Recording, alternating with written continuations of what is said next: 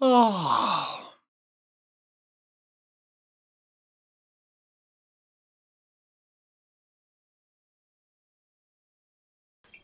Hello and welcome to a chilly but otherwise pleasant morning here in Manchester, and welcome to 2015, or the first musing of 2015.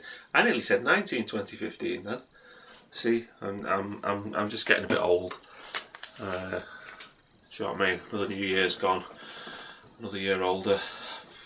Dear me. Anyway, right. So I trust everybody had a good Christmas and New Year and all that. Hope it all goes well for you this year.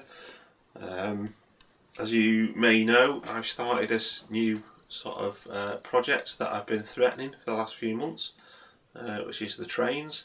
You've seen the video. I think I put the video up yesterday, didn't I? Yeah, so lovely trainless begins. But don't panic. Now, that doesn't mean it's an end to wargaming and little men painting little men and all that sort of stuff, because that's just not the case. The trains are...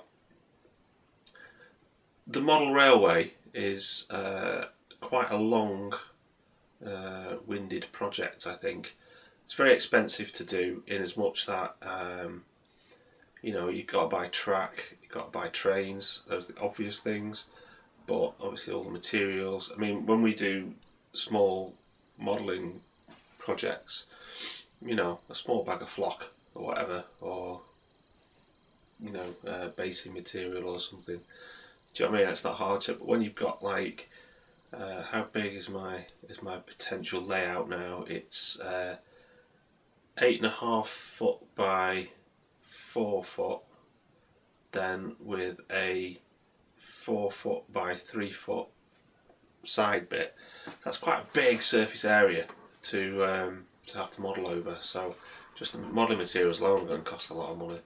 Then there's all the electronics and wiring and all that sort of stuff, plus materials and stuff for the modelling of the buildings and trackside stuff and platforms and all that. So it's not going to be something that I'm going to be doing all the time, because I've got to save up money and sort of, you know, get the materials. So in the meantime, obviously, I've got plenty of figures to paint. You know, and I had a load of figures for Christmas. I mean, I had 2 battalions of Prussian musketeers. So, you know, I mean, I've got loads to do.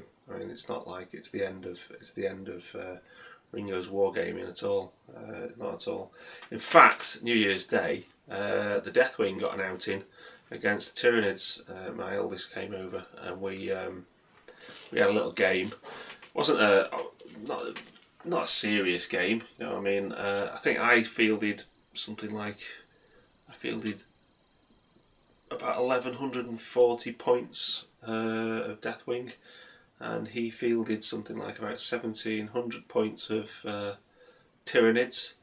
So yeah, it was a good laugh. I managed to annihilate most of his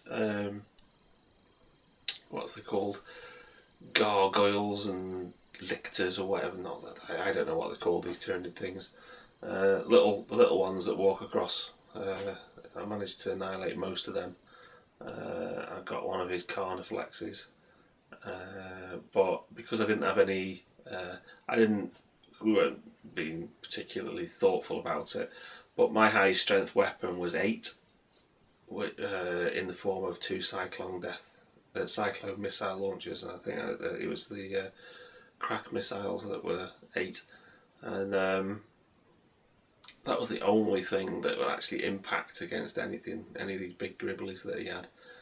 2 of my squads I stupidly took flamers because I thought I'd be into close combat fairly quickly, but he kept rolling 1 for most of his units that were foot bound, and so he didn't actually advance very far.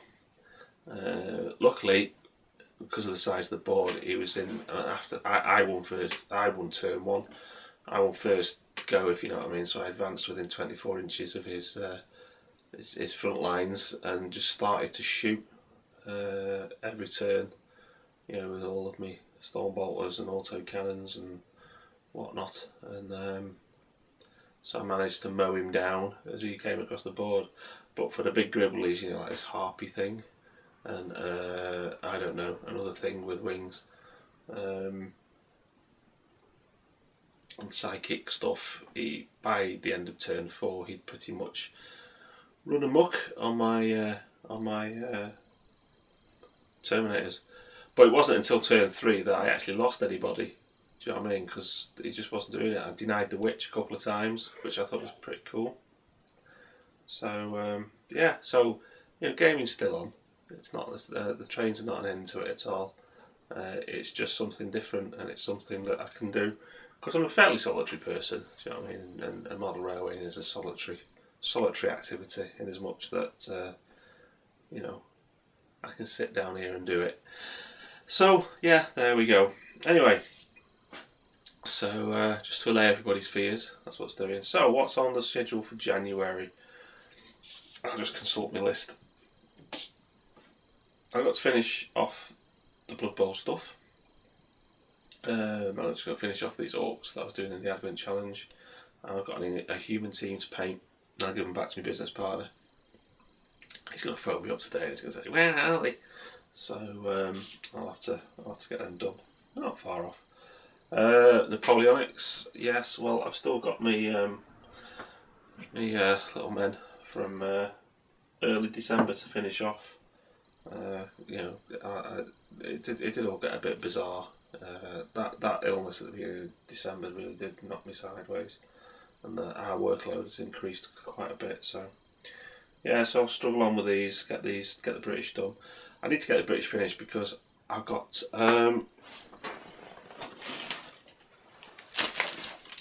these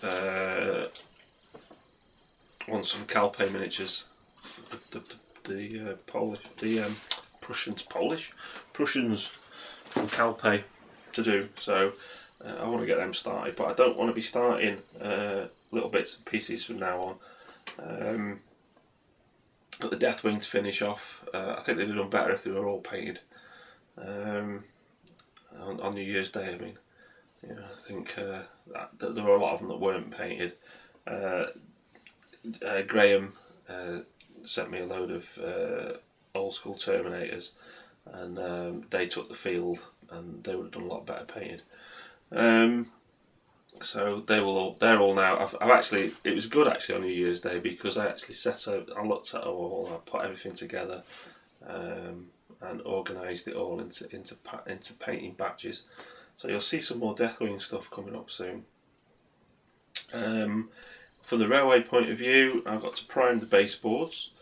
That's important because of the amount of sloppy PVA that's going over it. And I mean, I know it's 9mm. The ply on it is 9mm external marine ply or something.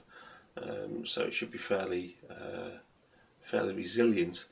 But once you start slapping PVA and you know, ballasting and all that sort of stuff, and the amount of wetness that gets on it, I just want to be doubly certain that it's not going to warp or bend or anything, and so I shall be priming everything apart from the legs, but the, you know, so top and underside will be primed just to make it totally sealed. It's been sat unprimed now for about 2 weeks. Yeah, it's the weekend before Christmas, so 2 weeks or so. So it's the wood's fairly acclimatised to the environment. So I'll give it a quick whap over with primer. I am putting at the moment I'm running experiments on insulation boards, sound insulation boards. I'm talking about, you know, under the track. What to actually put down, whether to actually put foam board and cork and stuff on, just to, you know, deaden it out. And I will be putting a bit of raising the whole thing up a bit for the joining purposes, because as you know, the board comes apart. Not because it's going to come apart for any other reason other than the fact that if ever I move house, I'll need to be able to get it out, and for ease of construction. So there you go, that's that. So the other part of the thing, I've written a note here. There we go. And the other thing I'll be doing is I should get the track, the flexi track, and I've got all these points and stuff, these like little short points. They're all for the behind the scenes stuff because they don't look very nice. They're very short points. When the train goes over, the train goes like da, rather than smooth transitions. But it's just for, that's all behind the scenes, you know. Which is the other thing I'm doing. They're called fiddle yards, and the idea is of the fiddle yard is the fact that it's where you actually load a train onto the layout, and you know, you sort of like put it onto the right track and off it goes, and then you run it around the layout and stuff, and then when you want to bring it off you send it back through this and it'll thing. Now I'm using what's called a cassette system, so I'll be making a couple of them to try it out, so just to sort of sort out how I'm going to do it, because once I start to buy big trains I'll need somewhere to store them, so I'll store them on shelves and things, but they'll be on long pieces of track, so the whole train will go onto that, and then I'll take that off, put it on the shelf. That's how I'm storing them anyway. So that's my plans for January. That's what I hope to have achieved by the end of January. So Blood Bowl will be sorted. I'll have done a few more companies of naps. Hopefully we'll have done some more Deathwing. I'll have primed the baseboards and started to work out the station end, and it doesn't matter what end that is, but that's what my intention is, and get some track laid, maybe even do a bit of wiring to make it work. So that's the plan, at least anyway. So hope I do well. Hope I have the time, because work's kicking off a bit at the moment. I've got a lot of work to do this month.